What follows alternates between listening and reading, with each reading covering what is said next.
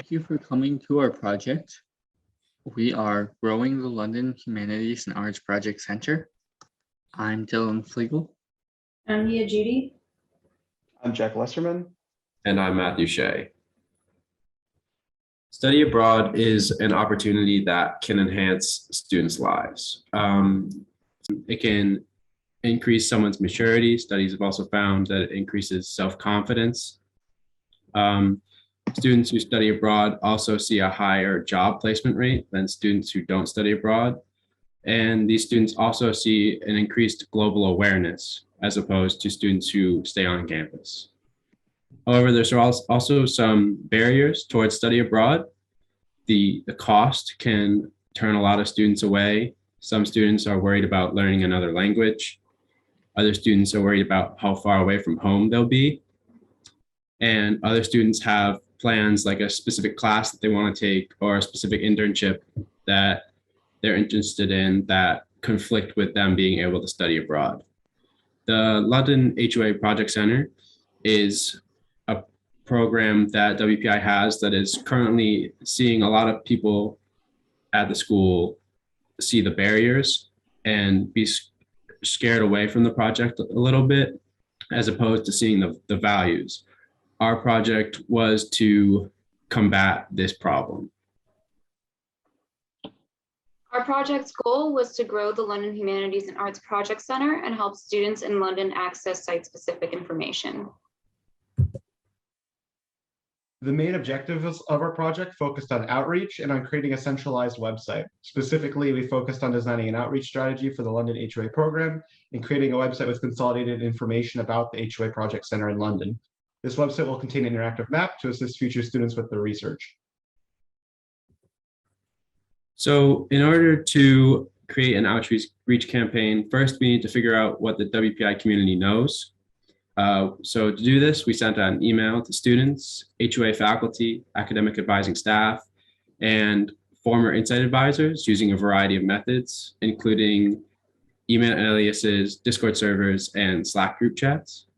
We asked all these groups what their current HUA knowledge was, some common misconceptions, and what they liked and didn't like about the program after we gave them a short synopsis of what goes on. We asked older undergraduate students to fill out the survey as if they were a rising sophomore, because this opportunity is more geared towards the younger students at WPI. And these surveys gave us 307 undergraduate responses, which is 6% of the entire WPI undergraduate population. And we also got 25 faculty and staff responses, which was a 34% response rate. Our team also interviewed people that participated in the program. We interviewed 11 HUA students that went on the project this year. We also interviewed 2 former advisors that advised the program in previous years. Topics we were focused on was how did students find out about this program, what challenges were faced during the program, and how do they think the project could be improved. In addition, the current advisor is thinking about shortening the program from 7 weeks abroad to 5 weeks. The idea is it would lower the cost and then attract more students. We wanted to see if people that have been on this program before think 5 weeks is a viable option. In addition, one of our objectives was creating an interactive map to assist students who are in London with their research. So in order to find these locations, we asked the humanities and arts students that are in London currently where they were going and where they planned on visiting. We then further compiled a list of possible locations using travel guides as well as keyword searches to find further locations. And then we visited as many of those locations as possible to gauge how useful they would be to a student and whether or not it would be worth students' time and money to go to such a location. In our survey sent to students and faculty and staff, we asked a series of true or false questions to find where the misconceptions lay across campus. We created these questions based on the key aspects of the program structure, and we are judging the accuracy of the responses to create key points in our outreach strategy. The first question focused on the use of the global scholarship, asking if a student can use the $5,000 scholarship for an HUA project center. The next question asked if the global scholarship could only be applied once, for example, HUA or IQP, but not them both. Number 3 was assessing the knowledge regarding how many credits are earned at the HUA project centers, specifically if they believe that you only will receive credit for a capstone project. Number 4 was judging the breadth and depth requirements on campus. We asked if a breadth and depth are required if a student is completing their HUA requirement at a project center. And finally, we asked if you can only travel to a project center in E-term. So looking at the data, the first one is true, and most people got that correct. A student can use the $5,000 scholarship for the HUA program, and both students and faculty knew this pretty well, and it actually yielded identical results, which is pretty interesting. Second question, this is also true. Although it was the one question where students knew more than faculty and staff, we attribute this to students being the ones who are paying, so they know a little bit more about the financial side, and that the Global Scholarship is a relatively new program at WPI. Third question, this is actually false. You'll earn 3 classes worth of credit once you finish your work at a project center. This showed a huge divide between students and faculty and staff. Most students believed you only receive credit for a capstone project at a WPI project center, when the staff knew this actually wasn't the case. Number 4 is also false. You actually do not need a breadth or depth when you take 3 classes, when you take your 3 classes before you travel for your project center. You can take literally any 3 classes you want, Spanish, German, and Chinese, that will count. And you will get 3 classes worth of credit after you travel and complete your work at a project center. We saw similar results to number 3, but the misconception among students was even more prevalent. Given that 38% answered correctly, this shows this is a clear misconception and students aren't just guessing and failing at the 50-50 shot they have at a true or false question. And then for number 5, this is in fact false as well, because Morocco has a project center in D-term. A lot are offered during the summer, but it's important to emphasize that you can travel during the school year because a lot of students have prior commitments like maybe summer plans or an internship that makes them unable to travel throughout the summertime. To find reasons why the program might be experiencing low enrollment, we assessed outreach and promotional methods. We determined that current methods used to promote HUA project centers are ineffective. Only 21% of surveyed students reported seeing advertising materials for the program, and most of the students who had seen promotional material reported seeing them by emails or a couple of posters across campus. As for faculty and staff, very few members of this group saw them. Of all the members of faculty and staff who reported seeing these ads, the vast majority of them listed finding the information on e-projects. Now, this is a problem because the site is rarely used by students until the beginning of their sophomore year, and it's also locked behind a login screen. So this prevents freshmen from getting the proper information, as well as incoming students who don't have their WPI logins yet. Furthermore, e-projects is an informational site and not a promotional method. So to further look into why students may not be going to HUA Project Center, specifically the London Project Center, we looked at student reservations that they had about the project centers. Cost was a big one that we also found in our literature review. 31% of students said that the price was too high for them to consider. We also had 14% of students say that they had a summer internship or a job that they thought would potentially conflict with going to one of the project centers. 21% said that their main reservation was that they already had an HUA plan and they didn't want to have to rework their schedule to work in an HUA project center. And 16% of students said that they would rather travel for IQP and they didn't want to travel twice during their time at WPI. In addition, we also created a website to help with information. We noticed once we started the project that information about project centers is split between multiple different websites as well as multiple different faculty. So we worked to create the Humanities and Arts Project Center website. This is the homepage. So this gives an introduction to what are Humanities and Arts Project Centers, as well as where are the project centers and who are the directors to the centers and who are the relevant contacts that students should get into contact with. Because we're the London Humanities and Arts IQP, our special focus was on London. So that's the pages, those are the pages that we filled out the most. So for the London England Project Center page, We did a summary of the location. So what are students doing while they're here? What is kind of London? And then also a summary of the program. So how are they earning credits towards the humanities and arts requirement?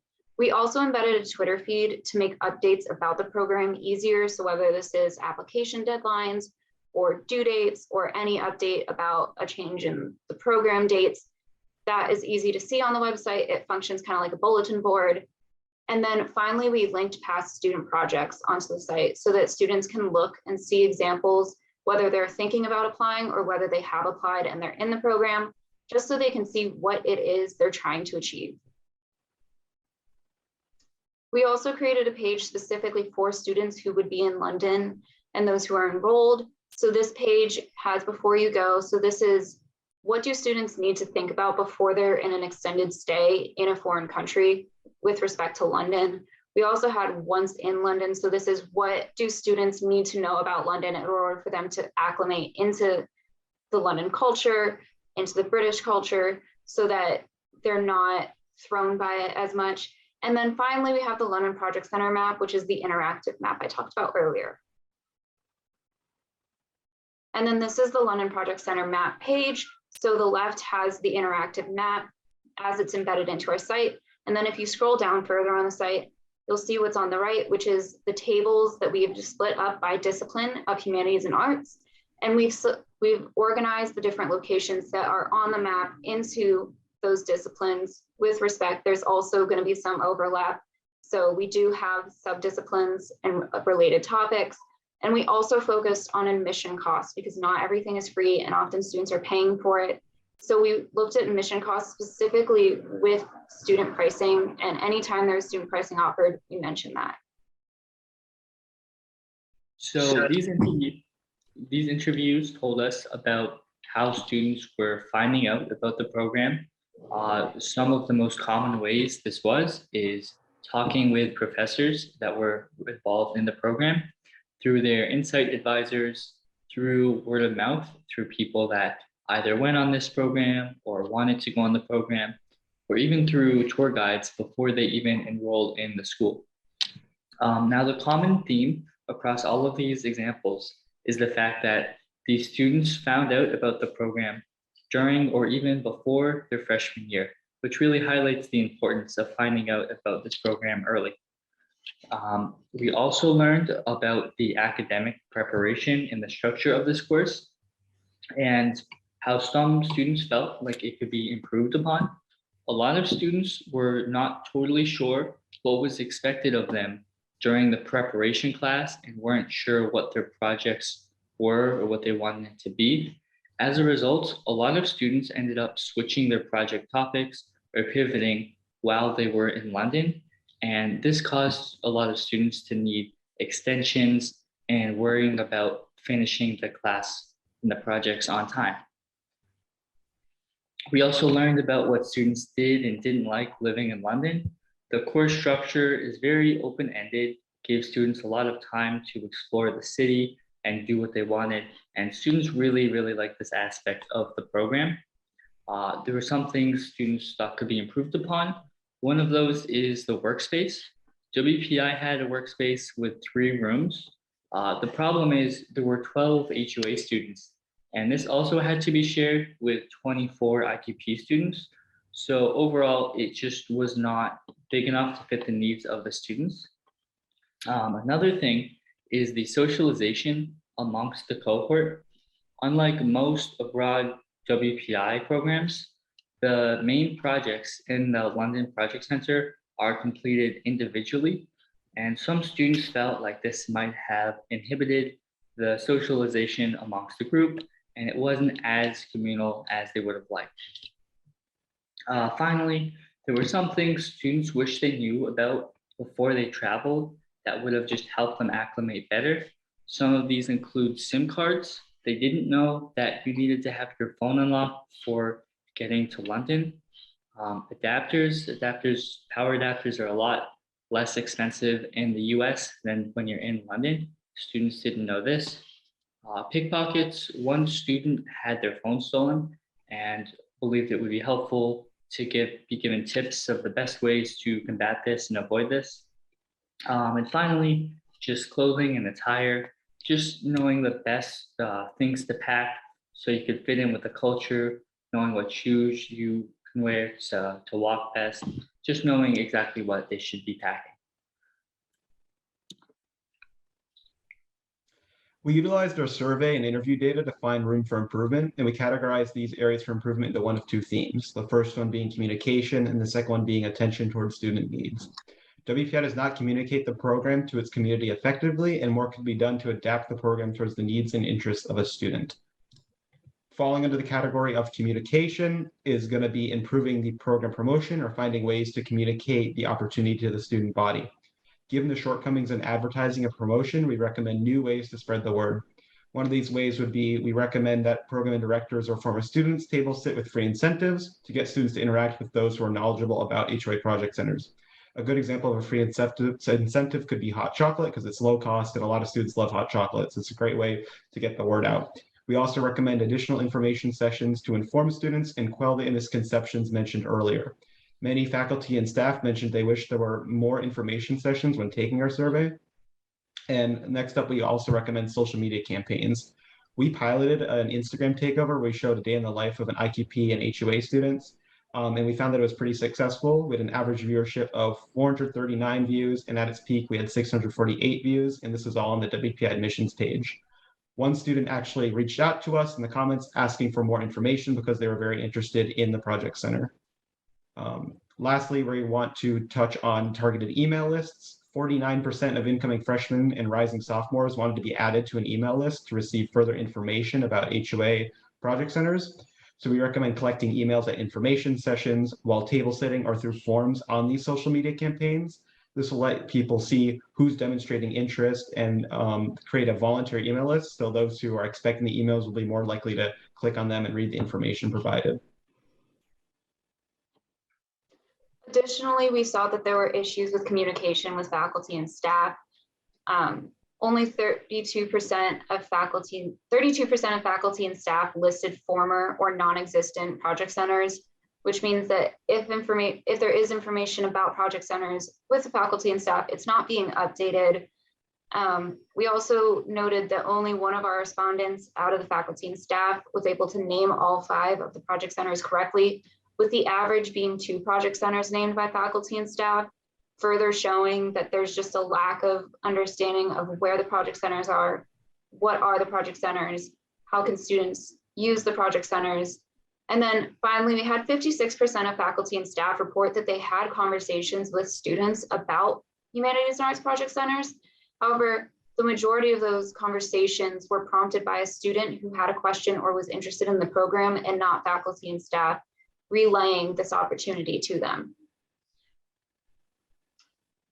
We also noted in our surveys that faculty and staff really wanted a centralized information source that they could easily refer students to. For this reason, we recommend that our website serve as the information center for the project centers. We have it set up so that the respective project center directors can work on the website and fill in their respective pages. We also saw that the faculty and staff were lacking the accurate, up-to-date knowledge. And so we also recommend that project center directors refresh the knowledge of faculty and staff so that we're working to get the misinformation and miscommunication solved. So we also want to improve the communication with undergraduates. We found that 73% of the current HOA students in London are either sophomores or freshmen. We also found in our survey that 78% of rising sophomores had already completed how they wanted to figure out their HOA requirement, and only 25% of incoming freshmen had decided on a plan for that. So all this tells us that we really need to tell incoming students, incoming freshmen and freshmen about this opportunity so that they have the time to work in an HOA project center if they think that that is an opportunity that is right for them. We also found in our survey that 45% of students would have been interested in an HOA project center had they known about it before their sophomore year. This just cements the fact that students need to be told before their sophomore year so that they have the time to adjust their plan accordingly. Because of this, we recommend telling students early and often at insight meetings, during orientation, at admissions events, in HUA classes and A and B term, especially ones that freshmen frequent. We also recommend faculty familiarize themselves so that if a student comes up with a question, they can have an informed conversation with the student and help the student either get to our website or answer the question there and then. Finally, we recommend that academic advising remind and inform students about project centers at freshman road mapping meetings or any other time that a freshman would come to them in their first year, so that they are able to hear about an HUA project center and work that into their plan should they choose to. So our team was able to calculate an approximate price reduction if the program was shortened from 7 to 5 weeks. We did this by assuming students would be spending 5/7 the cost on housing, food, and other expenses that they would need to spend while in London. We calculated it would be lowered from $13,000 to about $10,000. Based off of our survey data from undergraduates, that would interest a much larger group of students. That would go from interesting 2% to an additional 18, which would be great to see. Unfortunately, the current students and advisors that have oversaw the program in the past do not think that the current structure would be feasible to do in 5 weeks. So therefore, we recommend adjusting the program to accommodate that 5-week structure. We propose 2 different options. The first one is having a full class before they travel and then completing 2 classes during those 5 weeks in London.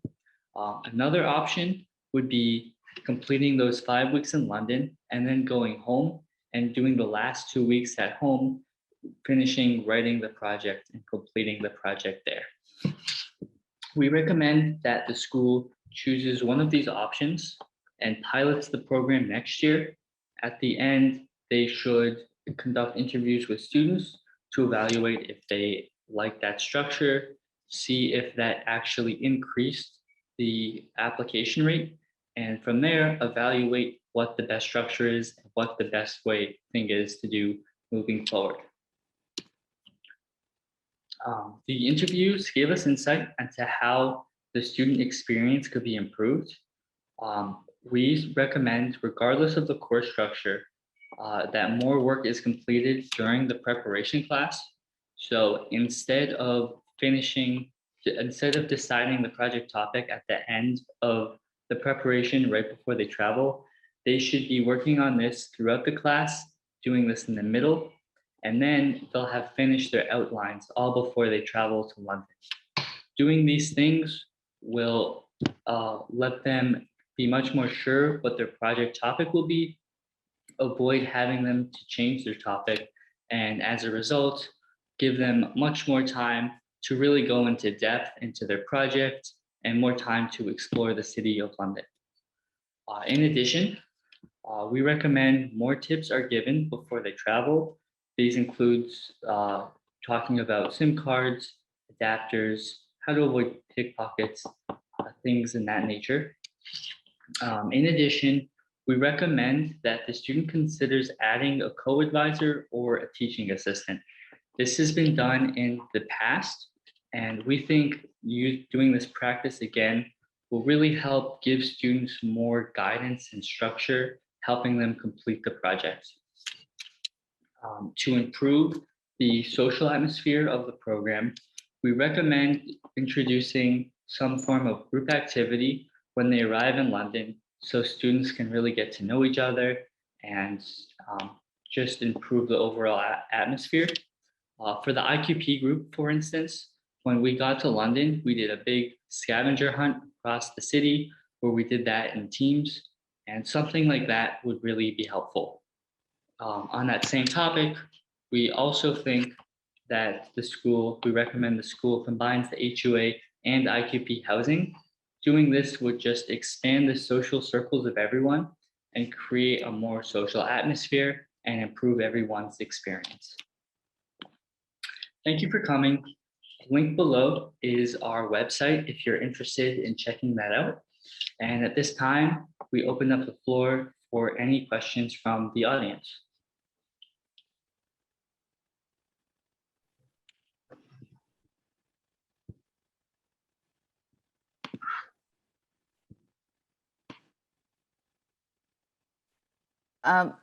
So thank you, team. Let me begin as the sponsor for this project by thanking each and every one of you, including your advisors, for completing this project. I think the Humanities and Arts Department is really appreciative of evidence-based kind of recommendations, and this is exactly what you did. I'm really excited to take these recommendations and including the website and all that you created for us to the department and share them with all the other 4 project center directors.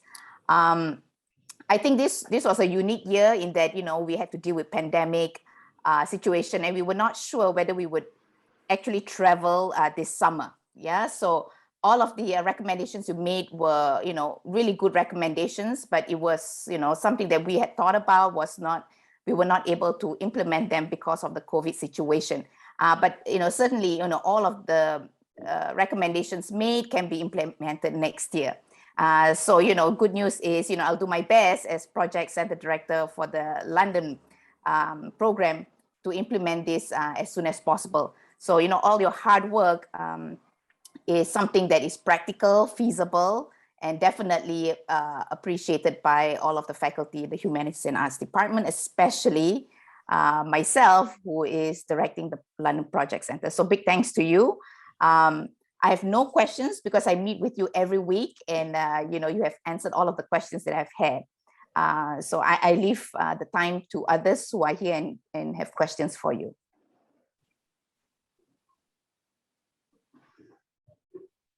Professor Spanicle. Thanks.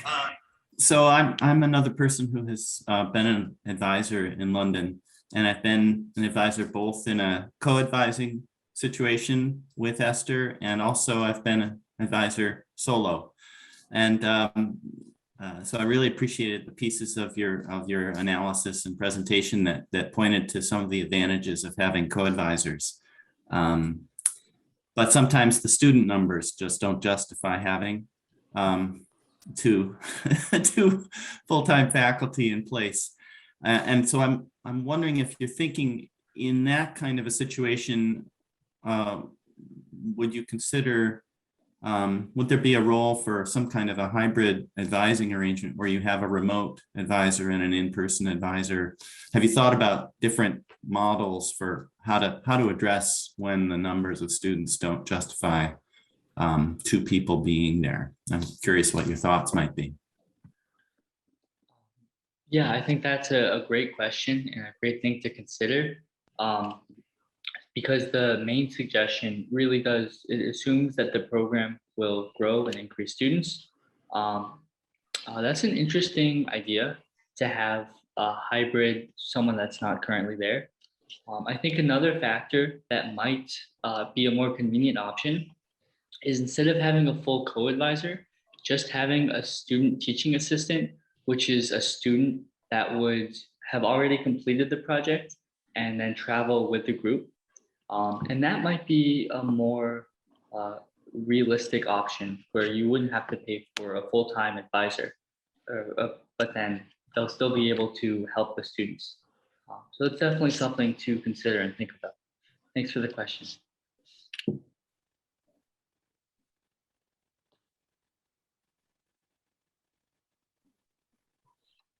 If anyone else has a question, feel free to just shout out or raise your hand in Zoom.